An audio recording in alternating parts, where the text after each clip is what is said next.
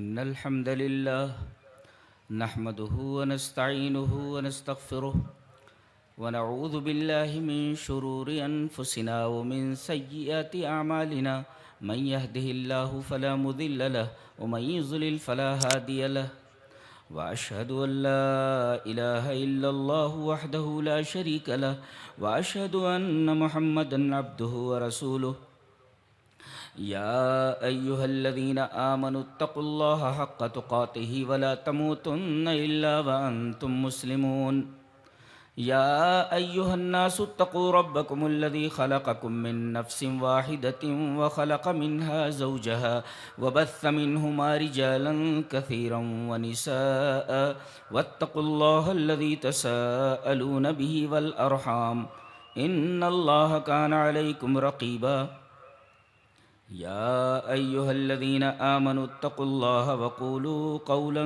سديدا يصلح لكم أعمالكم ويغفر لكم ذنوبكم ومن يطع الله ورسوله فقد فاز فوزا عظيما أما بعد فإن خير الحديث كتاب الله وخير الهدي هدي محمد صلى الله عليه وسلم وشر الأمور محدثاتها وكل محدثة بدعة وكل بدعة ضلالة الضلالة في النار أعوذ بالله من الشيطان الرجيم بسم الله الرحمن الرحيم وما أرسلنا من قبلك من رسول إلا نوحي إليه أنه لا إله إلا أنا فاعبدون.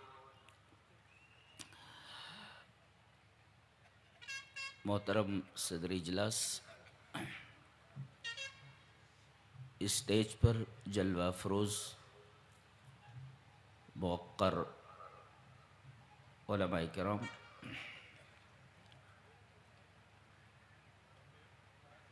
بزرگوں، نوجوان بھائیوں، پیارے بچوں، پردہ نشین ماں اور بہنوں، خطاب کا عنوان ہے معاشرے کی اصلاح میں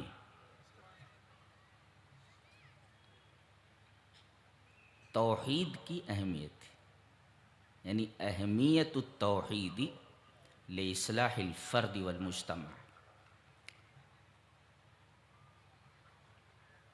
معاشرے کی اصلاح میں عقیدہ توحید کیا رول ادا کرتا ہے، اس موضوع پر ہمیں گفتگو کرنی ہے. لفظ توحید یہ عربی میں باب تفعیل کا مصدر ہے.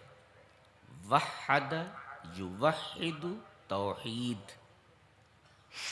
فہو موحد.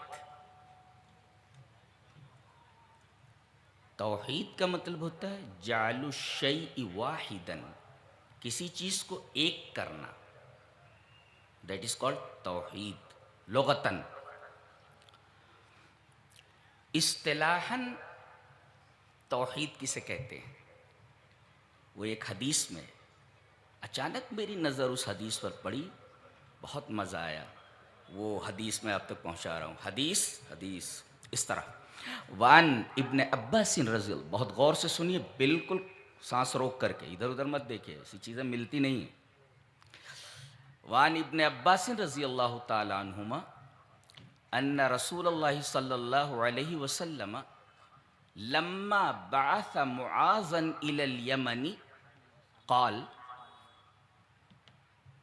انك تقدم على قوم اہل الكتاب. قالا پر فے نہیں ہے اس لیے کہ لما کے جواب پر فے نہیں آتا، اور تقدم قدیم یقدم، انک تقدم علی قوم اہل الکتاب، قوم سے بدل واقع ہے، لہذا دونوں کا اعراب ایک ہی ہے، مبدل منہ بدل کر. پھر سے پڑھتے ہیں.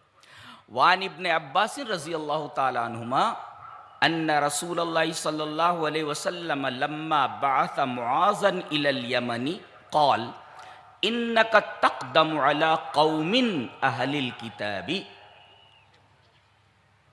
فلیکن اول ما تدعوهم الیہ عبادۃ اللہ عز وجل فاذا عرفوا اللہ فاخبرهم ان اللہ تعالی فرض 5 صلوات فی یومہم ولیلتہم فاذا فعلوا فاخبرہم ان اللہ قد فرض علیہم زکاۃ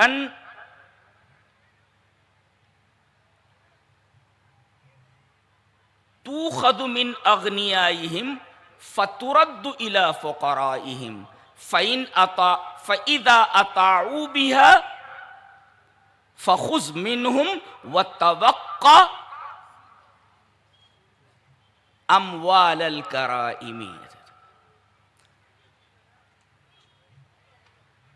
رواہ مسلم فی کتاب الایمان. دیکھیں یہ روایت مسلم شریف کتاب الایمان میں روایت پڑھ دی گئی. حضرت عبداللہ ابن عباس فرماتے ہیں کہ نبی کریم صلی اللہ علیہ وسلم نے حضرت معاذ ابن جبل کو جب یمن بھیجا تو جب وہ جانے لگے تو کہا سنو ایک بات سنو، جا تو رہے ہو، انک تقدم علی قوم اہل الکتاب، تم ایسی قوم کے پاس آ رہے ہو جو کتاب والی قوم ہے، اہل کتاب ہے. تو پہلے فَلْيَكُنْ أَوَّلَ مَا تَدْعُوهُمْ إِلَيْهِ عِبَادَةُ اللَّهِ عَزَّ وَجَلَّ، تو پہل جس چیز کی تم انہیں دعوت دو گے وہ دعوت کیا ہوگی؟ عبادت اللہ عز وجل، اللہ تبارک و تعالیٰ کی عبادت. گویا کہ عبادت اللہ از اکول ٹو توحید، اس لیے کہ عبادت اللہ کا مطلب ہی ہے توحید. تو پہلے سب سے آپ جس چیز کی دعوت وہاں ان کے سامنے پیش کرو گے وہ عبادت اللہ عز وجل، اللہ تبارک و تعالیٰ کی عبادت. بالفاظ دیگر سب سے پہلے آپ توحید کی دعوت پیش کریں گے. جے دے اور لیکن امر ہے، یعنی یہی ضروری ہے کہ سب سے پہلے ان کے سامنے توحید کی دعوت رکھی جائے. ریپیٹ کرتا ہوں، فَلْيَكُنْ أَوَّلَ مَا تَدْعُوهُمْ إِلَيْهِ عِبَادَةُ اللَّهِ عَزَّ وَجَلَّ، سب سے پہلے جو دعوت تم ان کے سامنے پیش کرو گے وہ عبادت اللہ عز وجل. یہ عبادت اللہ عز وجل is equal to توحید، اس کا نام توحید. تو گویا کہ اصطلاح میں لغت میں ہے تو جعل الشیء واحدا، لیکن اصطلاح میں اللہ تبارک و تعالی ہی کی عبادت کا نام توحید ہے جو اس حدیث میں ہے. اور سب سے پہلے یہی دعوت تمہاری ہونی چاہیے. اچھا اگر اس کو مان لیں تو فَإِذَا عَرَفُوا، یہ جملہ قابل غور ہے. علماء کی جناب میں ایک بہت عظیم الشان نکتہ علامہ ابن قیم رحمہ اللہ کا، غور سے سنو، ایسا بہت ڈیپ مطالعے کے اوپر مبنی چیزیں ہوتی ہیں. جی یہ نہیں کہا آپ نے جب مان لیں ایسا تو آگے یہ کرنا. توحید کی دعوت پہلے آپ پیش کر دیں، ٹھیک ہے. فَإِذَا عَرَفُوا اللَّهَ، جب وہ اللہ کی معرفت حاصل کر لیں، دقیق، جب وہ اللہ کی فَإِذَا عَرَفُوا اللَّهَ، یہ مسلم شریف کتاب الایمان کی روایت. فَإِذَا عَرَفُوا اللَّهَ، جب وہ اللہ کی معرفت حاصل کر لیں، اللہ کو پہچان لیں. ہم یہاں رکیں گے فَإِذَا عَرَفُوا اللَّهَ پر. اللہ کو پہچاننے کا کیا مطلب ہے؟ علامہ ابن قیم رحمہ اللہ فرماتے ہیں الصواعق المرسلہ میں، ان کی کتاب ہے، قابل مطالعہ کتاب ہے، الصواعق المرسلہ، چھوڑی ہوئی آندھی. چھوڑی ہوئی آندھی کیا لکھتے ہیں؟ بہت غور سے. ان دعوت الرسل تدور علی ثلاثۃ محاور، انبیاء جتنے بھی آئے دنیا میں اور جتنے بھی رسول آئے سب کی دعوتوں کا ایکسس، سب کی دعوتوں کا محور جس کے اوپر ان کی پوری دعوت گھومتی ہے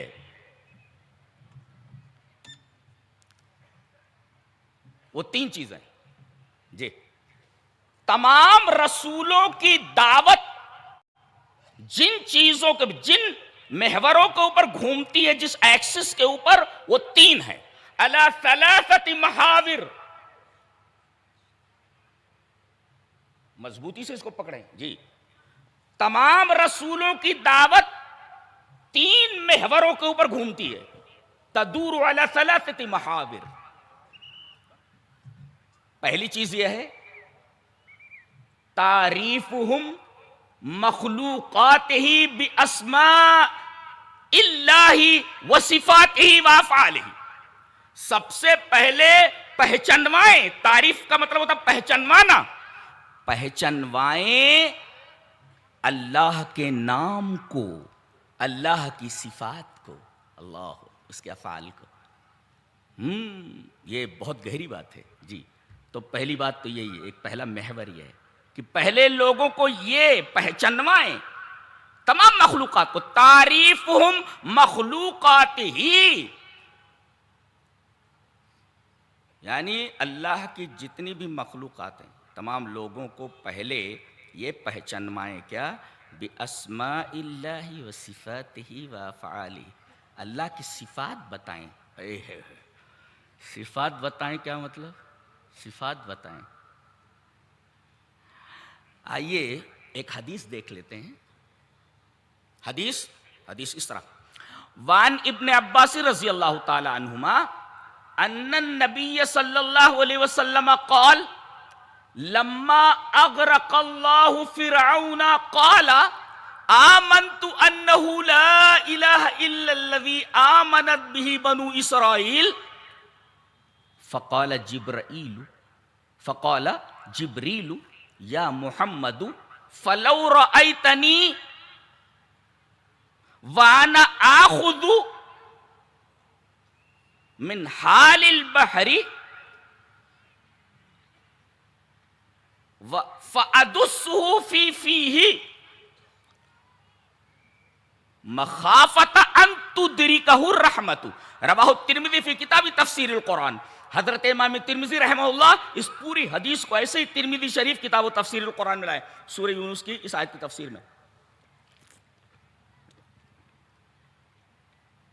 کان کھول لیں، بہت بہترین حدیث ہے. شعیب ارناؤت نے اس حدیث کو صحیح کہا ہے، علامہ البانی نے اس حدیث کو صحیح کہا جی. حضرت عبداللہ ابن عباس فرماتے ہیں کہ نبی اکرم صلی اللہ علیہ وسلم نے ارشاد فرمایا کہ جب اللہ تعالی فرعون کو غرق کرنے لگا، لما اغرق اللہ فرعون، جب اللہ فرعون کو غرق کرنے لگا، وہ یہی کہتا تھا نا، یہ مصر ہے اور میرے نیچے جو یہ نہریں بہ رہی ہیں، اسے پانی کے اوپر بڑا ناز تھا. اللہ نے کہا اچھا یہ نہریں تیری ہیں، چل تجھے پانی ہی میں ڈبو دیتے ہیں. پانی ہی میں ڈبو دیتے. پوری زندگی ظلم کرتا رہا فرعون. یہ ظلم کا استعارہ ہے جی. جب فرعون بولا جاتا ہے تو ذہن میں کیا آتا ہے؟ دنیا کا سب سے بڑا ظالم آدمی جس نے اپنی بیوی کو ایسی اذیتیں دی ہیں، اللہ کہ رونگٹے کھڑے ہو جاتے ہیں. تو گویا کہ فرعون یہ ظلم کا استعارہ ہے. زندگی بھر یہ ظلم کرتا رہا، اور یہی نہیں بلکہ اللہ کے حق میں بھی ظلم کا ارتکاب کرتا رہا، یہ کہتے ہوئے موسیٰ تم کس رب کی بات کرتے ہو؟ انا ربکم الاعلی. سب سے پہلے تو یہ اپنی بیوی کو ایک بچہ نہیں دے سکا، اتنا بڑا رب تھا. یہ کہتا تھا انا ربکم الاعلی، اور جب ڈوبنے لگا ساری ہیکڑی ہوا ہو گئی. لما اغرق اللہ فرعون، جب اللہ فرعون کو غرق کرنے لگا،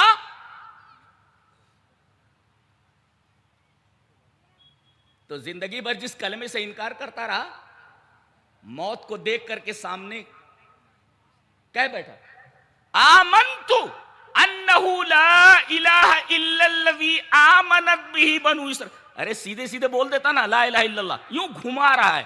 میں ایمان لایا اس بات پر کہ نہیں ہے کوئی معبود سوائے اس کے جس کو بنی اسرائیل نے معبود مانا. لا الہ الا اللہ کہنے کے بجائے یوں گھما رہا ہے اس کو. یوں گول گول گھما رہا ہے. میں ایمان لایا اس بات پر، آمنت انہ لا الہ الا الذی آمنت بہ بنو اسرائیل.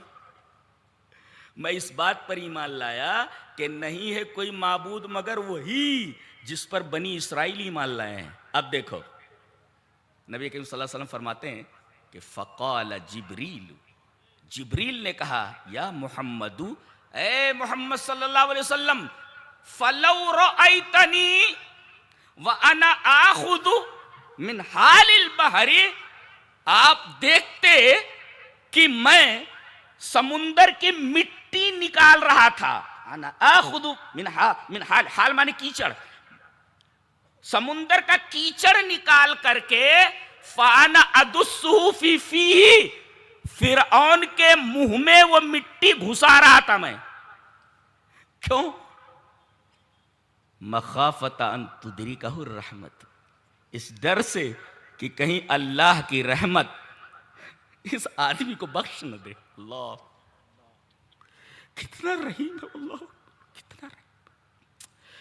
جو ظلم کا استعارہ ہے فرعون، اتنا بڑا ظالم. جبرائیل نے جب یہ دیکھا کہ یہ تو کلمے کو گھما کر کے پڑھ رہا ہے، فوراً انہوں نے سمندر سے، اس کی گہرائی سے کیچڑ نکالی اور اس کیچڑ کو فانا ادسہ فی فیہ، اس کے منہ میں کیچڑ کو گھسیڑنے لگا. نبی نے فرمایا ایسا کیوں کر رہے تھے تم؟ جبریل نے کہا مجھے ڈر ہوا کہیں اللہ تبارک و تعالیٰ کی رحمت اسے معاف نہ کر دے. اللہ اللہ، مخافت ان تدرکہ الرحمت، اس ڈر سے کہ کہیں اللہ کی رحمت اس ظالم کو معاف نہ کر دے. تو ہم جیسے گنہگاروں کو کتنی خوشی ہوتی ہے یہ حدیث پڑھنے کے بعد، اور رونگٹے کھڑے ہو جاتے ہیں جب یہ معلوم ہوتا ہے کہ یہ جبریل جو نبی کریم صلی اللہ علیہ وسلم کے پاس وہی لے کر آتا تھا، یہ کئی ہزار سال پہلے اس وقت بھی وہاں موجود تھا جب فرعون کو اللہ تبارک و تعالیٰ سمندر میں غرق کر رہا تھا. کتنا عجیب و غریب فرشتہ ہے. کچھ سمجھ میں آیا؟ جی سمجھ میں آیا کچھ. یہ وہی فرشتہ ہے جو نبی پر وحی لا رہا ہے. یہ کہہ رہا ہے کہ میں اس وقت وہاں حاضر تھا کئی ہزار سال پہلے.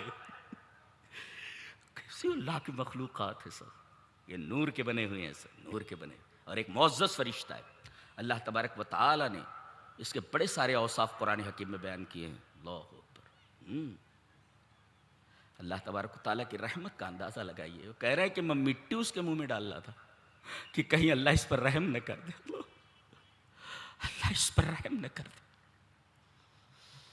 اللہ اس پر رحم نہ کر دے. تو اللہ تبارک و تعالیٰ کے اسماء اور صفات یہ ان کے سامنے بیان کرو. اللہ کو پہچنواؤ بے اسماء اللہ و صفاتہ، اللہ کے ناموں اور اس کی صفات کے ذریعے بتاؤ کہ اللہ کیسا ہے، اللہ کیا ہے، کتنا رحیم ہے. دیکھو یہ اس کی صفت بیان کی، رحمت کی انتہا ہے، رحمت کی انتہا. ظلم کے استعارے کو معاف کرنے کی بات آ گئی ہے. جبرائیل کو ڈر ہوا کہ کہیں اسے معاف نہ کر دیا جائے. تو پہلی چیز یہ کہ تمام رسولوں کی دعوت گھومتی ہے 3 محوروں پر. پہلا محور یہ ہے کہ اللہ کی مخلوقات کو تعارف کرایا جائے اللہ تبارک و تعالیٰ کا اس کے ناموں اور اس کی صفات کے ذریعے کہ اس کی صفتیں کیسی ہیں، وہ کیسی صفات کا حامل. اور دوسرے الطریقۃ الموصلۃ الی اللہ، بتائیں کہ وہ راستہ کون سا ہے جس راستے پر چل کر کے بندہ اللہ تک پہنچتا ہے، یہ بتایا جائے. جی کہاں اللہ تبارک و تعالیٰ کی رضا تک پہنچتا ہے، یہ بتایا جائے. رسول نے بتایا ہے کون سا راستہ. چلیے وہ حدیث لے لیتے. حدیث اس طرح، وعن جابر بن عبد اللہ رضی اللہ تعالیٰ عنہ قال كنا عند النبي صلی اللہ علیہ وسلم فخط خطا وخط خطين عن يمينه وخط خطين عن يساره ثم وضع يده في الخط الاوسط فقال هذا سبيل الله ثم تلا هذه الآية وأن هذا صراطي مستقيما فاتبعوه. ولا تتبعوا السبل فتفرق بكم عن سبيلي رواہ ابن ماجہ فی کتاب الایمان. حضرت امام ابن ماجہ شریف میں یہ حدیث ایسے ہی کتاب الایمان کے اندر لائے. راوی جیسا کہ معلوم ہوا حضرت جابر بن عبداللہ ہیں. حضرت جابر بن عبداللہ فرماتے ہیں کہ ہم لوگ نبی کریم صلی اللہ علیہ وسلم کے پاس بیٹھے ہوئے تھے, اچانک آپ نے ایک خط کھینچا. He drew a straight line. آپ نے ایک لمبا خط کھینچا, ایک سیدھی لکیر کھینچی, اور اس سیدھی لکیر کے دائیں طرف 2 لکیریں اور اس کے بائیں طرف 2 لکیریں. کتنے ہوئے؟ 4. دنیا پریشان ہے ان چاروں کے پیچھے, انہیں چاروں کے پیچھے پریشان ہے. ایک سیدھی لکیر کے دائیں جانب 2 لکیریں, بائیں جانب 2 لکیریں, اور آپ نے بیچ والی لکیر کے اوپر ہاتھ رکھا. نقطہ دیکھیں عقیدے کا. ثم وضع يده في الخط الاوسط. فی کس لیے آتا ہے؟ فی آتا ظرفیت کے لیے, جیسے یہ ہے فی کسی چیز کے اندر داخل کر رہا فی. تو آپ نے اس لکیر کے اندر انگلی ڈال دی. لا لا لا لا لا, فی الخط الاوسط. علی الخط الاوسط کہنا چاہیے تھا نا, فی الخط الاوسط. اس کا مطلب فی کا مطلب اعلی ہوتا ہے, جب یہ عقیدے کے باب میں آئے تھے. اَأَمِنْتُمْ مَنْ فِي السَّمَاءِ, کیا تم بے خوف ہو گئے اس سے جو آسمانوں میں ہے, جو آسمان میں ہے. ہاں, آسمان کا مطلب یہاں بلندی ہے, فی جہت العلوی, یہ مطلب ہے وہاں. السماء, اور فی کا مطلب اعلی ہے, اعلی, علی السماء یعنی فی جہت العلو. ثم وضع يده في الخط الاوسط. سمجھ میں آیا؟ چلو چھوڑو جی, ہاں علماء سمجھ گئے جی. ثم وضع يده في الخط الاوسط فقال هذا سبیل اللہ, یہ اللہ کا راستہ ہے. اللہ کا راستہ بولے تو اللہ کا راستہ, یہی راستہ ہے جو اللہ تک پہنچتا ہے. الطریقۃ الموصلۃ الی اللہ ھذا سبیل اللہ هو الصراط المستقیم. تو یہ بتایا جائے کہ وہ کون سا راستہ ہے. پہلے اللہ تبارک و تعالیٰ کا تعارف کرایا جائے اس کے اسماء اور اس کی صفات کے ذریعے, اور دوسرے بتایا جائے کہ وہ راستہ کون سا ہے جو اللہ تبارک و تعالیٰ کی رضا تک پہنچتا ہے.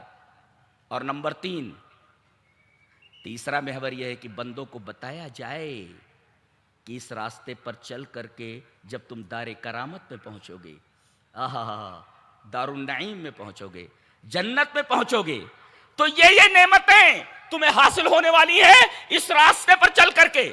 اور سب سے بڑی نعمت جو تمہیں حاصل ہونے والی ہے وہ دیدار الہی ہے, اللہ تبارک و تعالیٰ کا دیدار ہے. اللہ ہم سب کو اپنے دیدار سے مشرف فرمائے. کیا آپ کو نہیں لگتا کہ دنیا میں کسی خوبصورت سین کو دیکھتے کہ تو واو ہاؤ بیوٹیفل سین از دس, یہ کتنا خوبصورت منظر ہے.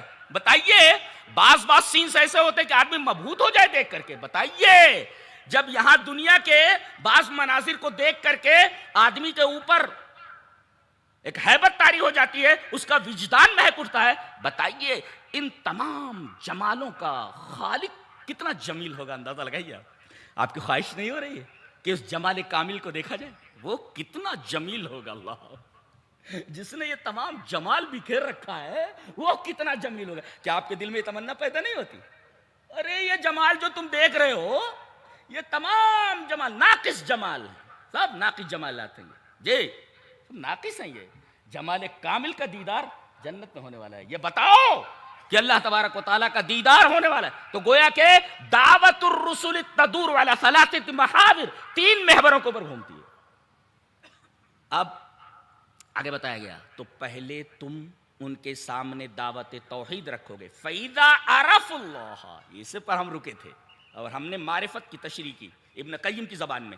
جب وہ اللہ کی معرفت حاصل کر لے تو اب بتاؤ کہ اللہ تعالی نے تمہیں دن اور رات میں فی یومہم و لیلتہم, دن اور رات کے اندر 5 نمازیں فرض کی ہیں. 5 نمازیں فرض کی ہیں. اللہ اکبر. اب دیکھیں, تمام عبادات میں سب سے اعلیٰ قسم کی عبادت, اعلیٰ عبادت نماز ہے, لیکن وہ توحید کے بعد ہے. اگر آدمی کے پاس توحید نہ ہو تو نماز مقبول نہیں. نماز کیا, علامہ ابن عثیمین رحمہ اللہ نے فرمایا, غور سے یہ نقطہ یاد رکھو, فَكُلُّ عِبَادَةٍ لَا تُبْنَى عَلَى التَّوْحِيدِ فَهِيَ بَاطِلَةٌ. ابن عثیمین فرماتے ہیں کوئی بھی عبادت ہو اگر اس کی اساس میں توحید نہیں ہے تو ساری کی ساری عبادتیں باطل ہیں. یہ اصول بتایا انہوں نے, فَكُلُّ عِبَادَةٍ لَا تُبْنَى عَلَى التَّوْحِيدِ فَهِيَ بَاطِلَةٌ. جو بھی عمل آدمی کا کتنا بھی بڑا عمل کیوں نہ ہو، اگر توحید نہیں ہے بڑے سے بڑا عمل باطل۔ دلیل یہ حدیث پاک، وان عائشہ رضی اللہ تعالی عنہا قلت یا رسول اللہ ابن جدعان کان فی الجاہلیت یصل الرحم ویطعم المساکین فہل ذاک نافعہ قال لا ينفعہ انہ لم یقل یوما رب اغفر لی خطیئتی یوم الدین، رواہ مسلم فی کتاب الایمان۔ حضرت امام مسلم رحمہ اللہ اس حدیث کو بھی کتاب الایمان میں لائے۔ اما عائشہ رضی اللہ تعالیٰ عنہ سے روایت اسی طرح مروی ہے۔ حضرت عائشہ فرماتی ہے ایک دفعہ میں نے نبی اکرم صلی اللہ علیہ وسلم سے ارشاد فرمائے، پوچھا، اشارے مت کرو بہت ڈسٹرب ہوتا ہے مجھے، سن لو بھائی ذرا سا جی۔ حضرت عائشہ فرماتی ہیں کہ میں نے ایک دفعہ رسول اللہ صلی اللہ علیہ وسلم سے کہا، پوچھا کہ ابن جدعان، عبداللہ ابن جدعان، یہ بڑا سخی آدمی تھا، تو یہ جاہلیت کے اندر صلہ رحمی کرتا تھا۔ صلہ رحمی، اب صلہ رحمی کی تفسیر بہت پیاری ہے، وہ ہم چھوڑتے ہیں اس لیے کہ ہمارے موضوع سے متعلق نہیں ہے۔ تو وہ صلہ رحمی کرتا تھا، بالفاظ دیگر اپنے رشتہ داروں کا بڑا خیال رکھتا تھا، قرابت اور رشتہ داری کو کاٹتا نہیں تھا، بہنوں کا خیال، بھائیوں کا خیال وغیرہ وغیرہ۔ تو یہ صلہ رحمی کرتا تھا ایک، وَيُطْعِمُ الْمِسْكِينَ، اور مسکین کو کھانا کھلاتا تھا۔ اس حدیث پاک میں دو عملوں کو ہائی لائٹ کر کے بتایا گیا ہے۔ جی کیا؟ ایک تو یہ کہ آدمی اپنے رشتہ داروں کا خیال رکھے اور دوسرے مسکینوں کو کھانا کھلائے۔ آج دیکھو سکھوں کو دیکھو، باقاعدہ ان کے ہاں بھوکوں کو کھانا کھلانا، مسکینوں کو کھانا کھلانا، بھوکے کو کھانا کھلانا، یہ ان کے دین کے اندر ایک اعلیٰ درجے کا عمل مانا جاتا ہے۔ جی اعلیٰ درجے کا عمل۔ بہت سارے غیر مسلم یہ کام کر رہے ہیں، مسلمان اس میں، اہل حدیث اس میں بہت پیچھے ہیں۔ ہاں ارے اپنا پیٹ بھرو، پھر اس کے بعد جو یہ کام بھی کرو بس ذرا سا بھائی، تم سے کوئی کام ہوتا ہے اچھا؟ یہ اطعام کون کرے گا؟ یہ کھانا کون کھلائے گا مسکینوں کو؟ تمہارے پاس توحید جیسی نعمت ہے، تم یہ کام نہیں کرو گے؟ کون کرے گا؟ دوسرے لوگ کر رہے ہیں، تم کیا کر رہے ہو؟ تم کیا کر رہے ہو؟ تو یہ آدمی صلہ رحمی کرتا تھا، وَيُطْعِمُ الْمِسْكِينَ، اور مسکینوں کو کھانا کھلاتا تھا۔ تو اے اللہ کے رسول، کیا اس کا اتنا زبردست عمل نافع ہے؟ یہ قیامت کے دن کچھ فائدہ دے گا؟ بھائی صلہ رحمی ایک بہت بڑی عبادت ہے، مسکینوں کو کھانا کھلانا ایک بہت بڑی عبادت ہے۔ اما عائشہ پوچھ رہی ہے، اللہ کے رسول اتنی بڑی عبادت ابن جدعان کی قبول ہوگی اللہ کے ہاں؟ قیامت کے دن یہ فائدہ حاصل کر سکے گا کچھ؟ نبی کریم صلی اللہ علیہ وسلم نے ڈائریکٹ انکار فرمایا، لا ينفعہ، جی کہ اللہ تبارک و تعالی اس آدمی کے اس عمل کو نافع نہیں بنائے گا۔ کیوں؟ دلیل دی گئی، انہو لم یقل یومن، ایک استدلال کرنا چاہ رہا ہوں اس حدیث پاک سے، انہو لم یقل یومن، اس نے ایک دن بھی نہیں کہا، رب اغفر لی خطیئتی یوم الدین، میرے رب میرے گناہوں کو قیامت کے دن بخش دینا۔ نکتہ کیا ملا؟ اگر آدمی توحید کو نہیں مانتا، توحید کا مقر نہیں ہے، تو آخرت کا بھی منکر ہے۔ جگہ جگہ آپ دیکھیں گے قرآن حکیم میں کہ آخرت اور توحید دونوں ساتھ ساتھ ذکر کیے جاتے ہیں، یعنی آدمی اگر توحید کا انکار کر دے تو آخرت کا منکر مانا جاتا ہے۔ جی یہ سورہ حج دیکھ لیں، کم سے کم کوئی نقطہ سمجھ میں آیا؟ اگر کوئی آدمی اللہ کی توحید کا انکار کر دے تو سمجھو وہ آخرت کا بھی منکر ہے۔ یہاں وہی کہا گیا کہ چونکہ یہ توحید پر کاربند نہیں تھا، اسی وجہ سے اس نے کبھی یہ نہیں کہا کہ اے اللہ میری غلطیوں کو قیامت کے دن بخش دینا۔ حدیث کو سمجھنا بھی یہ بہت ہی مطالعہ مانگتا ہے، بہت ہی غور و فکر کی ضرورت ہے۔ انہو لم یقل یومن رب اغفر لی خطیئتی یوم الدین، توحید کا مقر نہیں تھا، لہذا اس نے آخرت کو نہیں مانا، لہذا اس کا یہ عمل قبول نہیں ہوگا۔ تو فَكُلُّ عِبَادَةٍ لَا تُبْنَى عَلَى التَّوْحِيدِ فَهِيَ باطِلَةٌ، ہر وہ عبادت جس کی بنیاد میں توحید نہ ہو، ہر عبادت باطل ہے، ہر عبادت باطل ہے۔ اب ایک نقطہ بیان کرنے جا رہا ہوں، ایک حدیث پاک کے آئینے میں لے کر جاؤ، اس کو ذہن میں پہلے بٹھاؤ. حدیث اس طرح وان انس رضی اللہ تعالی عنہ قال قال رسول اللہ صلی اللہ علیہ وسلم لا تقوم الساعة حتى لا يقال في الارض لا الہ الا اللہ رواہ احمد فی مسندہ. حضرت امام احمد بن حنبل رحمہ اللہ اس حدیث کو ایسے ہی مسند احمد کے اندر لائے. راوی حضرت انس رضی اللہ تعالی عنہ. حضرت انس فرماتے ہیں کہ نبی اکرم صلی اللہ علیہ وسلم نے ارشاد فرمایا کہ قیامت اس وقت تک نہیں آئے گی، اس نظام کائنات کو اس وقت تک درہم برہم نہیں کیا جائے گا جب تک کہ ایک آدمی بھی اس روئے زمین پر توحید کا کلمہ پڑھنے والا ہوگا. اللہ اکبر. آپ دیکھ رہے ہیں، ایک آدمی بھی اگر توحید کا کلمہ پڑھنے والا ہوگا تب تک قیامت نہیں آئے گی. کیا سمجھ میں آیا؟ یہ جو کلمہ لا الہ الا اللہ کے ماننے والوں کو پریشان کیا جا رہا ہے اور کوشش یہ کی جا رہی ہے کہ ان کو سبوٹاژ کیا جائے، ان کو تباہ و برباد کیا جائے. ان کی مثال ایسے ہے جیسے کوئی آدمی کسی ڈالی کے اوپر بیٹھا ہوا ہو درخت کے اور خود اسی ڈالی کو کاٹ رہا ہو. کلمہ لا الہ الا اللہ کہنے والوں کی وجہ سے تو تم بچے ہوئے ہو، ورنہ ایک بھی کلمہ توحید کا قائل نہ رہ جائے فوراً قیامت نازل کر دی جائے گی. تم جو کھا رہے ہو، مزے اڑا رہے ہو، دنیا میں اللہ کی نعمتوں کو برت رہے ہو، یہ صدقہ ہے کلمہ لا الہ الا اللہ کہنے والوں کا ہے. جی اس وجہ سے بچے ہوئے ہو. احترام کیا جائے کلمہ لا الہ الا اللہ پڑھنے والوں کا. کتنی عجیب و غریب حدیث ہے، میں نے ایک عجیب و غریب استدلال کیا ہے. پھر سے حدیث کو پڑھتا ہوں.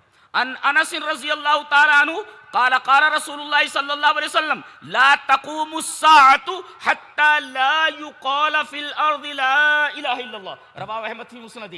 حضرت انس فرماتے ہیں کہ رسول اکرم صلی اللہ علیہ وسلم نے ارشاد فرمایا کہ قیامت اس وقت تک نہیں آئے گی جب تک کہ اس روئے زمین کے اوپر کوئی ایک بھی لا الہ الا اللہ کا پڑھنے والا ہوگا. گویا کہ لا الہ الا اللہ کا پڑھنے والا جب تک اس روئے زمین پر موجود ہے قیامت نازل نہیں ہوگی. ایک بھی کلمہ توحید پڑھنے والا نہیں ہوگا.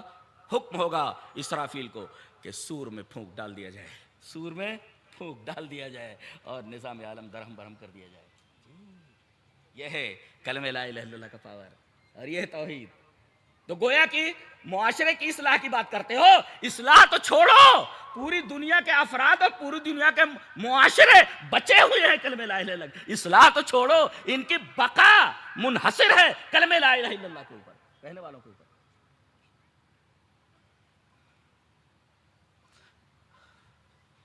اب ہم آگے بڑھ کر یہ بتانے والے ہیں، یہ بتائیے آدمی کی تخلیق کا مقصد کیا ہے؟ جن اور انسانوں کی جو مکلف ہیں. اللہ نے فرمایا سورہ ذاریات میں، دیکھو ایک عجیب و غریب استدلال. وما خلقت الجن والانس الا لیعبدون. غور سے میں دیکھو ما نافیہ کے بعد الا سے اگر استثناء ہو تو یفید الحصر والقصر، یعنی انسانوں اور جنوں کی تخلیق کا مقصد ہی میری عبادت ہے، میری عبادت ہے. اب یہ جوڑیے ابن جدعان والی بات سے کہ اگر کوئی آدمی توحید نہیں مانتا تو جتنے بڑے نیک عمل کر لے ایک بھی عمل اس کا نافع نہیں ہے. اور عمل نافع نہیں ہوا توحید چھوڑ دینے کی وجہ سے تو گویا کہ آدمی نے اپنی زندگی کا، اپنی تخلیق کا مقصد ہی فوت کر دیا. اس سے بڑا نقصان آدمی کے لیے کیا ہو سکتا ہے؟ اس سے بڑا خسارہ کیا ہو سکتا ہے کہ آدمی اپنی تخلیق، ارے بھائی کسی کو بھیجا گیا تھا کسی کام سے، اس نے وہ کام کیا ہی نہیں، ناکام ہو گیا وہ. تو تم کو پیدا کیا گیا تھا اللہ کی عبادت کے لیے، تمام عبادتیں تم نے کر لی جو بظاہر عبادتیں ہیں، غریبوں کو کھانا کھلانا، یہ نیکی کرنا، وہ نیکی کرنا، لیکن تمہارے پاس توحید نہیں ہے. اللہ نے فرمایا میں نے اس لیے پیدا کیا ہے تاکہ وہ میری عبادت کریں. اس کا مطلب اگر عبادت نہیں ہے تو آپ کے سارے اعمال باطل ہیں. گویا کہ توحید نہ ہونے کی وجہ سے مقصد تخلیق انسانی آدمی فوت کر دیتا ہے. یہ مطلب ہے اس کا. اور علامہ ابن عثیمین رحمہ اللہ نے بالکل صحیح فرمایا فَكُلُّ عِبَادَةٍ لَا تُبْنَى عَلَى التَّوْحِيدِ فَهُوَ بَاطِلٌ، کہ ہر وہ عبادت جس کی بنیاد توحید کے اوپر نہ ہو باطل ہوتی ہے.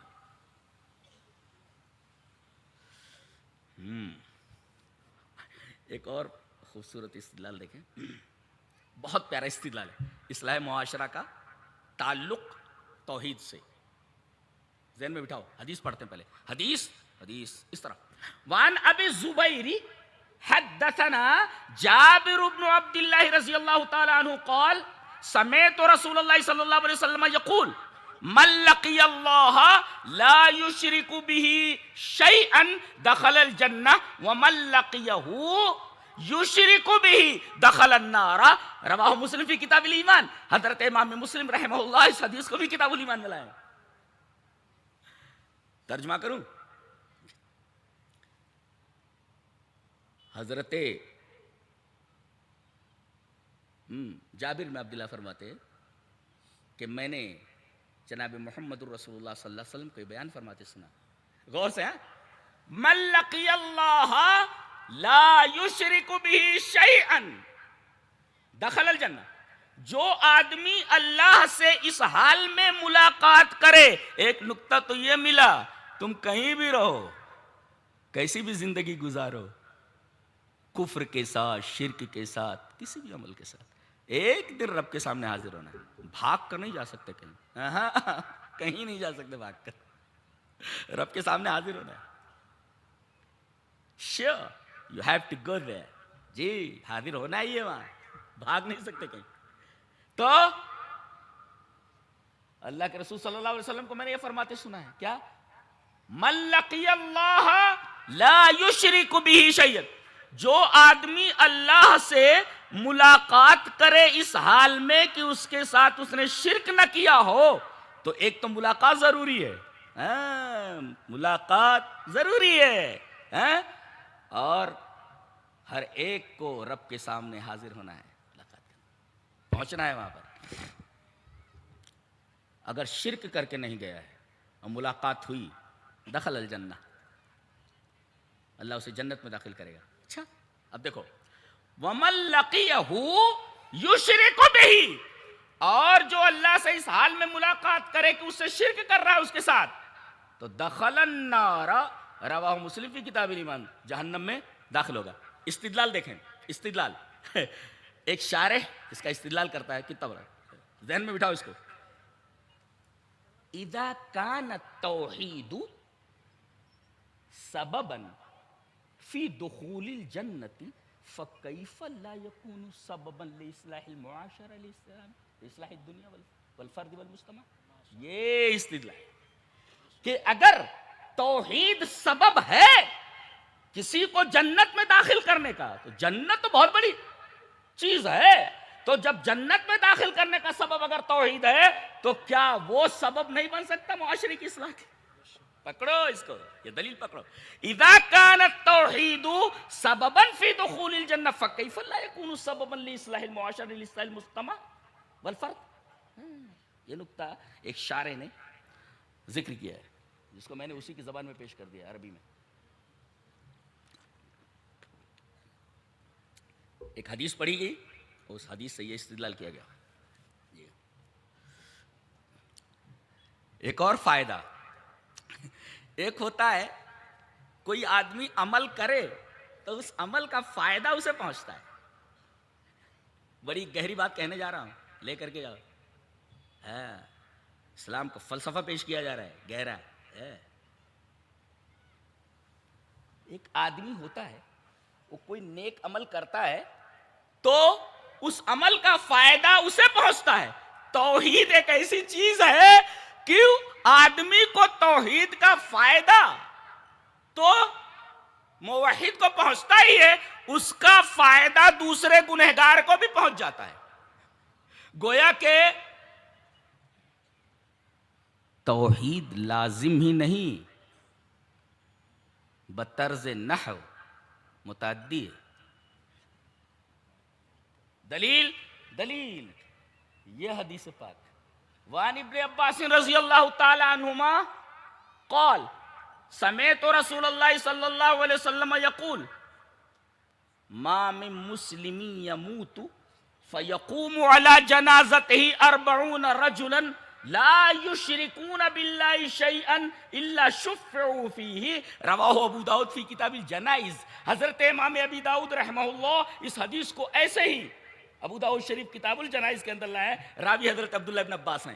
حضرت عبداللہ ابن عباس فرماتے ہیں کہ میں نے جناب محمد رسول اللہ صلی اللہ علیہ وسلم کو یہ بیان فرماتے سنا کہ کوئی گنہگار، کوئی مسلمان مر جائے، ما من مسلمی یموت، کوئی بھی مسلمان مر جائے اور گنہگار ہو، فَيَقُومُ عَلَى جَنَازَتِهِ 40 رَجُلًا، اور اس کے جنازے میں 40 ایسے آدمی شریک ہو جائے کہ لا یشرکون باللہ شیئا، جو پکے موحد ہوں، توحید والے ہوں، جو اللہ کے ساتھ کچھ بھی شرک نہیں کرتے، تو اللہ ان کی سفارش کو قبول کر لیتا ہے۔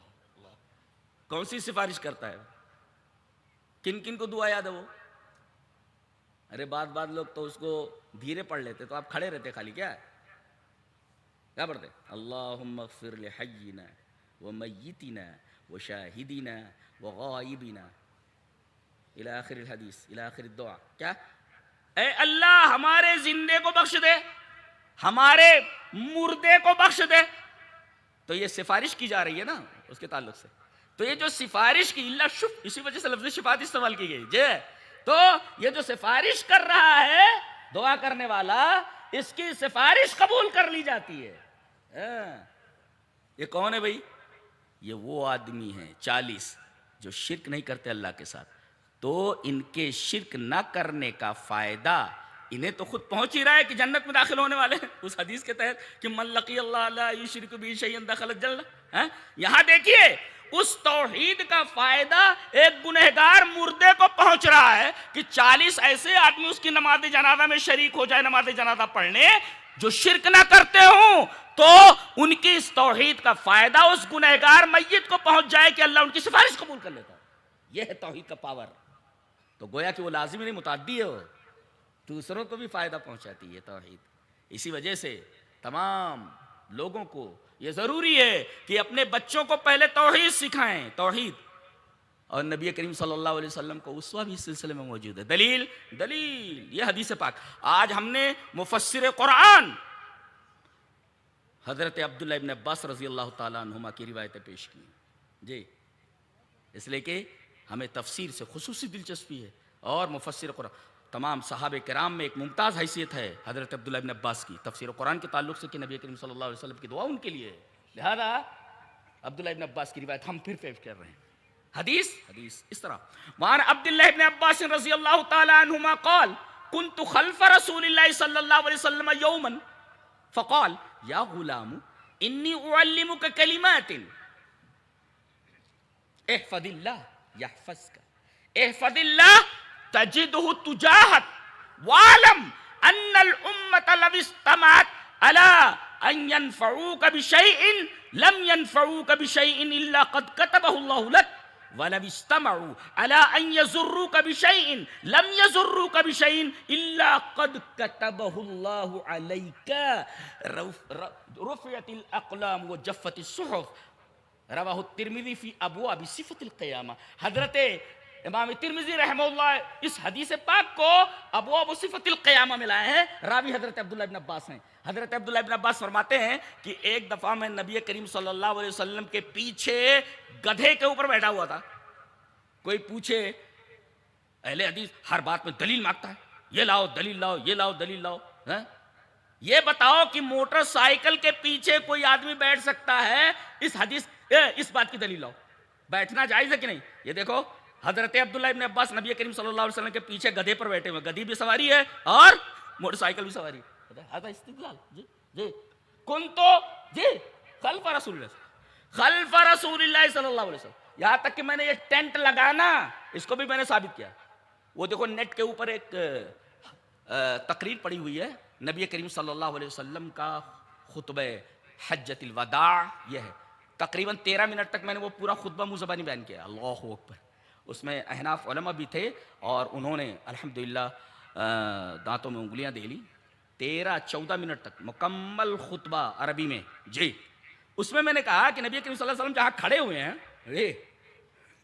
ایک اونٹنی پر ہیں جی، اونٹنی پر آپ خطبہ دے رہے ہیں تو یہ تو اسٹیج ہو گیا، اور ایک صاحب اس میں آپ دیکھیے کہ وہ سایہ کیے ہوئے ہیں جی، تو کون سی ایسی بات ہے جو قرآن اور حدیث سے ثابت نہیں ہے؟ اب دیکھیے یہاں موٹر سائیکل کے پیچھے کوئی بیٹھ سکتا ہے؟ کنت خلف رسول اللہ صلی اللہ علیہ وسلم، میں رسول اللہ صلی اللہ علیہ وسلم کے پیچھے تھا، گدھے پر بیٹھا ہوا ہے۔ ایک دن آپ نے فرمایا یا غلام، بچے ایک دفعہ یہ رات کا عمل دیکھنے گئے تھے جی، اپنی خالہ میمونہ کے پاس پہنچے اور کہا کہ اماں، حضرت میمونہ ان کی خالہ ہے، کہا کہ آج میں یہ رہوں گا۔ کہا کہ بولے میں نبی کریم صلی اللہ علیہ وسلم کا عمل دیکھنا چاہتا ہوں، رات میں کیا کرتا۔ اے ہے کیا ماحول تھا نبی کریم صلی اللہ علیہ وسلم، ایک بچہ پیارے نبی جناب محمد رسول اللہ صلی اللہ علیہ وسلم کا رات کا عمل دیکھنا چاہ رہا ہے، اس کو تو موبائل سے فرصت نہیں۔ بے پاگل کہیں کا، کیا کر رہا ہے اس میں گھسا ہوا، نالائق کہیں کا۔ ایک صاحب نے پوچھا کہ اصحاب کہف میں اور آج کل کے نوجوانوں میں کیا فرق ہے؟ میں نے کہا کہ اصحاب کہف وہ تھے جنہوں نے دین کے لیے دنیا کو چھوڑ دیا، اور آج کل کے نوجوان انہوں نے دنیا کے لیے دین کو چھوڑ دیا۔ یہ دیکھیے، اس لیے کہ تربیت نہیں ہوئی نا، یہ تربیت ہے۔ دیکھو کہا کہ ٹھیک ہے، اب یہ سوتے بن گئے، سوئے تو لیکن سو نہیں رہے تھے، ناما نہیں تناوما، سوتے بن گئے تھے۔ نبی کریم جاگ رہے تھے، نبی کریم صلی اللہ علیہ وسلم فرمایا نام الغلیم، یہاں غلام ہو، بچہ سوئے گوا، بچہ سوئے گوا۔ ایک ہوتا ہے بچہ سو گیا تو نام الغلام، اور بچہ سوئے گوا نام الغلیم، تصغیر غلام کی جی، نام الغلیم، بچہ سوئے گوا، لڑکوا سوئے گوا تو نام الغلیم، لڑکا سو گیا، لڑکوا سو گیا، پیار سے ہوتا ہے نام الغلیم، غلام کی تصغیر ہے، پیار سے کہا جاتا ہے جی۔ اور یہ جاگ رہے تھے، جیسے نبی کریم صلی اللہ علیہ وسلم تہجد کے لیے کھڑے ہوئے، یہ غلط سمت میں آ کر کھڑے ہو گئے۔ نبی کریم صلی اللہ علیہ وسلم کے کان پکڑا اور دائیں طرف کر لیا، اس لیے کہ امام بائیں طرف ہوتا ہے نا۔ کس طرف ہوتا ہے؟ دائیں کی بائیں؟ اور لگے رہو اسی میں، لگے رہو، آتا جاتا کچھ نہیں، لگے رہو موبائل۔ دین نہیں سیکھنا علماء سے، جڑو علماء سے۔ اب ان کو ایک تو سمجھایا کہ امام کس طرف کھڑا ہوتا ہے، یہ بچے کو مسئلہ معلوم ہو کہ زندگی میں نہیں بھولے گا، زندگی میں نہیں بھولتا، عمل ہے یہ، عمل زندگی میں نہیں بھولے گا کہ کان پکڑ کے کس طرف کھڑا کیا گیا ہے۔ یہاں ہے نام الغلیم، یہاں کیا ہے یا غلام، پیچھے بیٹھے ہوئے سواری پر۔ کبھی حضرت ممونہ سے مروی اس روایت کو میں اس کی شرح کروں گا انشاءاللہ، بہت پیاری حدیث ہے تہجد کے تعلق سے۔ کتنے لوگ ہیں تہجد پڑھتے ہیں؟ کہاں تہجد پڑھتا ہے؟ تہجد کی فضیلت بیان کر دور جاؤ یہیں پر۔ حدیث اس طرح، وعن ابی ہریرہ رضی اللہ تعالیٰ عنہ قال قال رسول اللہ صلی اللہ علیہ وسلم ينزل ربنا تبارک و تعالی كل لیلۃ الى السماء الدنیا حین یبقى ثلث اللیل الاخر۔ جی آخر، یہ ثلث کی صفت ہے، آخر، یقول من یدعونی فاستجیب له، من یسألنی فأوتیہ، من یستغفرنی فاغفر له۔ رواہ البخاری فی کتاب التہجد۔ حضرت امام بخاری رحمہ اللہ اس حدیث کو ایسے ہی کتاب التہجد کے اندر لائے کہ رب تعالی نازل ہوتے ہیں آسمان دنیا، عرش خالی نہیں ہوتا ہے، نزول کی کیفیت مجہول ہے، الکیف مجہول۔ ہمارا ایک شاگرد ہے جی، وہ لندن سے پڑھ کے آئے ہیں، وہ MBA کیا ہوا انہوں نے، تو انہوں نے کہا مجھے دائی بننا ہے، تو تقریباً 1.5 سال مجھ سے انہوں نے عربی، نحو، صرف، فرائض، بہت سارے فنون پڑھے، خصوصاً منطق اور فلسفی۔ میرا خیال ہے کہ اس وقت ان کی سیلری جو ہے 50 لاکھ یہ سالانہ ہے، اب 1 کروڑ ہونے والی ہے۔ جی 1.5 سال پڑھا اس نے، MBA لندن سے MBA، اور ایک بہت بڑی کمپنی کے اندر ایز اے مینیجر ہے جی۔ اس نے ایک بات کہی، سائنس بہت پڑھتے، سائنس کا طالب علم، اس نے کہا شیخ ایک نزول اوپر کی طرف ہوتا ہے، اسے ہوتا ہے۔ میں نے کہا نہیں سمجھ میں آ رہا ہے، کبھی بیٹھیں گے دیکھیں گے یہ نزول اوپر کی طرف کیسے ہوتا ہے، اس کو نزول بولتے ہیں، اترنا، ایسے ہوتا ہے۔ اللہ والکیف مجہول ہے، کیفیت مجہول. اللہ تبارک و تعالیٰ آسمانی دنیا تک نزول کرتا ہے، السمائی دنیا، آواز لگاتا ہے کون ہے جو دعا کرے میں اس کی دعا قبول کر لوں، کون ہے جو مجھ سے کچھ مانگے میں اسے دے دوں، کون ہے جو اپنے گناہوں کی معافی مانگے میں اسے معاف کروں. تم تو سوئے رہتے ہو، سوئے رہتے ہو. تم سے زیادہ بد نصیب کون ہے؟ سوئے رہو، تمہاری قسمت سو رہی ہے. پوری دنیا کے لاکھ جوتے کھا رہے ہو اسی وجہ سے. رب تعالی تمام چیزوں سے منزہ ہے، وہ آواز لگا رہا ہے مجھ سے مانگو میں تمہیں دے دوں، اور تم ہو کہ سوئے پڑے رہتے ہو مردوں کی طرح. تو تمہارے ساتھ جو سلوک روا رکھا جائے کم ہے. تم نے تو اللہ تبارک و تعالیٰ سے سارے تعلق ختم کر کے رکھے ہوئے ہیں. کاش ایسا ماحول بنتا اے صحابہ کرام رضوان اللہ تعالی علیہ. شاید کچھ ٹائم ہے؟ ہاں نہیں تو وہ چلتا رہے گا وہ. جی جی تو یا غلام، وہ پیچھے بیٹھے ہوئے ہیں متوجہ. لبیک یا رسول اللہ، انی اعلمک کلمات، جی میں تجھے چند باتیں سکھانے جا رہا ہوں. جی دیکھو، ایک تو علمہ کا لفظ دیکھو غور سے، اعلمک، اور آگے جو بات پہ کہی جا رہی وہ توحید کے تعلق سے ہے. نقطہ یہ ملا کہ بچوں کو بھی تعلیم اگر دی جائے تو بنیاد توحید ہونی چاہیے. جی یا غلام انی اعلمک کلمات، چند چیزوں کی تعلیم تجھے دینا چاہتا ہوں، علم دینا چاہتا ہوں. آگے فرمایا احفظ اللہ یحفظک. ہاں تو اللہ کی حفاظت کر. کس کی اوقات ہے اللہ کی حفاظت کرنے کی؟ وہ پوری کائنات کی حفاظت کر رہا ہے. ذرہ برابر اگر اس کی نگرانی ہٹ جائے تو اگلے لمحے اس چیز کی بقا کی کوئی گارنٹی نہیں دی جا سکتی. خلاص پوری کائنات ٹھہری ہوئی ہے، اب پورا نظام کائنات چل رہا ہے اس کی نگرانی میں، تو اس کی حفاظت کون کر سکتا ہے؟ تو اللہ کی حفاظت کر. احفظ حدود اللہ و اوامرہ، اللہ تبارک و تعالیٰ کے حدود کی حفاظت کر. حدود کی حفاظت کا کیا مطلب؟ حد ہوتی ہے، دیکھو یہ دیکھو یہ حد ہے، یہ اس کو ادھر ڈالو گے گر پڑو گے، یہ حد ہے. تو کہاں رکنا ہے آپ کو؟ یہیں رک جانا ہے، یہاں آگے نہیں جانا. تو don't cross the limit. Limit جو قائم کر دی گئی کراس نہیں کرنا. تو حد اللہ نے مقرر کر دی، اسے آگے نہیں جانا، یہ مطلب ہے. احفظ حدود اللہ، اللہ تبارک و تعالیٰ کے حدود کی حفاظت کر تو یحفظک، وہ تیری حفاظت کرے گا. حفاظتیں ہٹ جائیں گی تمہارے اوپر سے، جوتے کھاؤ گے، بری طرح مارے جاؤ گے اگر تم نے اللہ کے حدود کی حفاظت نہیں کی. کان کھول کر سن لو، کہیں نہ کوئی لیکیج ہے یہ جو حفاظت نہیں ہو رہی ہے، اس لیے کہ ہم نے اللہ تبارک و تعالیٰ کے حدود کی حفاظت چھوڑ دی. کیا بات ہے. اچھا آگے دیکھو دوسرا ٹکڑا، وہ بہت عجیب و غریب ہے. احفظ اللہ تجدہ تجاہک، تو اللہ کے حدود کی حفاظت کر تو اللہ کو اپنے سامنے پائے گا. تجاہک ہے امامک، اللہ کو اپنے سامنے پائے گا. اللہ کو اپنے سامنے پائے گا کیا مطلب؟ سامنے کون ہوتا ہے؟ یقود الی کل خیر. آگے اللہ تیرے سامنے ہے، تو اللہ کے حدود کی حفاظت کر، اللہ تجھے پکڑ کر کے ہر خیر کے راستے پر ڈال دے گا اور ہر برائی کے راستے سے ہٹا دے گا. یہ مطلب ہے احفظ اللہ تجدہ تجاہک، تو اللہ کے حدود کی حفاظت کر، اللہ تیرے سامنے ہوگا اور تیرا ہاتھ پکڑ کر ہر خیر کے کام پر، یدل علی کل خیر ویحفظ من کل سوء من کل مکروہ، ہر ناپسندیدہ چیز سے تجھے ہٹا دے گا اور ہر خیر کی طرف تیری رہنمائی کرے. یدل علی کل خیر. اچھا یہ ہو گیا احفظ اللہ.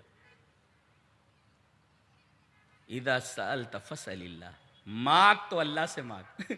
یہاں یہ دیکھا گیا لوگوں کو اپنی فکر نہیں ہے، وہ جو مر گئے ان کی فکر ہے. چونا لگا رہے ہیں. اب تو یہ بدعت آگے بڑھ کر کے وہ سب دیا ہوا جلانے لگے. ہو کہاں پہ؟ قبروں پر. لا لا لا، حیرت انگیز بات ہے. ارے بھائی یہ کہیں جا کر رکے گی؟ ینتہی لا حد، یا نہیں اس کا کوئی حد ودا نہیں، چلتی رہے گی. یہ کیا ہو رہا ہے؟ یعنی اپنی زندگی کو سفید کرو، اوپر سے قبروں کو چونا کاری کرنے سے کیا ملنے والا ہے مرے ہوئے آدمی کو؟ اس کے ساتھ تو اس کا عمل گیا نا، اس کے ساتھ اس کا عمل گیا. دیکھو اللہ اکبر، اللہ کے حدود کی حفاظت ہے. اچھا آپ نے آگے فرمایا وَعَلَمْ أَنَّ الْأُمَّةَ لَوِ اجْتَمَعَتْ، یہ آپ کے لیے سن لو، جان لے میرے بچے کہ اگر پوری کائنات کے تمام لوگ مل کر تجھے نقصان پہنچا، تجھے نفع پہنچانا چاہیں تو اتنا ہی نفع پہنچا سکتے ہیں جتنا اللہ نے تیرے لیے لکھ دیا ہے. اور اگر سارے دنیا کے لوگ مل کر کے تجھے نقصان پہنچانا چاہیں تجھے نقصان نہیں پہنچا سکتے مگر اتنا ہی جتنا اللہ نے تیرے خلاف لکھ دیا ہے. رفعت الاقلام، قلمیں اٹھا لی گئی، وجفت الصحف، صحیفے سوکھ گئے. اب کسی چیز کی ضرورت نہیں، اللہ وقت نہیں، ورنہ رفعت الاقلام اور جفت الصحف کو مقادیر کے تناظر میں سمجھا تھا میں، اس کے پرسپیکٹو میں. کیا مطلب ہے رفعت الاقلام اور جفت الصحف کا؟ تو ایک تو یہ فرمایا گیا کہ مانگ تو اللہ سے مانگ. وَإِذَا اسْتَعَنْتَ فَاسْتَعِنْ بِاللَّهِ، مدد طلب کر تو صرف اللہ سے. یہاں دیکھو مسجد خالی ہے اور آستانے آباد ہیں کہ یہاں نہیں ملتا وہاں ملتا ہے. کہاں جا رہے ہو؟ اَيْنَ تَذْهَبُونَ، کہاں جا رہے ہو بھائی؟ جہاں ملتا ہے وہاں کہتے ہو ملتا نہیں، اور جہاں نہیں ملتا وہاں جا رہے ہو کہتے ہو کہ ملتا ہے یہاں. اِذَا سَأَلْتَ فَاسْأَلِ اللَّهِ، یہ نبی بچے کو بتا رہے ہیں جب مانگ تو اللہ سے مانگ اور مدد مانگ تو صرف اللہ سے مانگ. اور یہ تصور دیا گیا ہے کائنات کی کوئی طاقت تمہیں نقصان نہیں پہنچا سکتی، اس لیے کہ اللہ تمہارے ساتھ ہے. وہی جو فیصلہ کرے گا وہی ہوگا. اللہ کے فیصلے کے اندر کوئی دخل اندازی نہیں کر سکتا. نقطہ یہ ملا کہ بچپن ہی سے اپنے بچوں کو توحید کی تعلیم دیں تاکہ یہ بچے دیکھو. اب وہ کتنا ٹائم ہے جی چلیے وہ حدیث پڑھ لیتے ہیں. حدیث اس طرح وعن ابی ہریرہ رضی اللہ تعالی عنہ عن النبی صلی اللہ علیہ وسلم قال سبعۃ یظلهم اللہ فی ظلہ یوم لا ظل الا ظلہ الامام العادل والشاب نشأ في عبادة الله ورجلان تحابا في الله اختلفا وتفرقا عليه، اجتمعا عليه وتفرقا عليه. ورجل دعته امرأة ذات منصب وجمال فقال إني أخاف الله. ورجل تصدق بصدقة حتى لا تعلم يمينه ما تنفق شماله.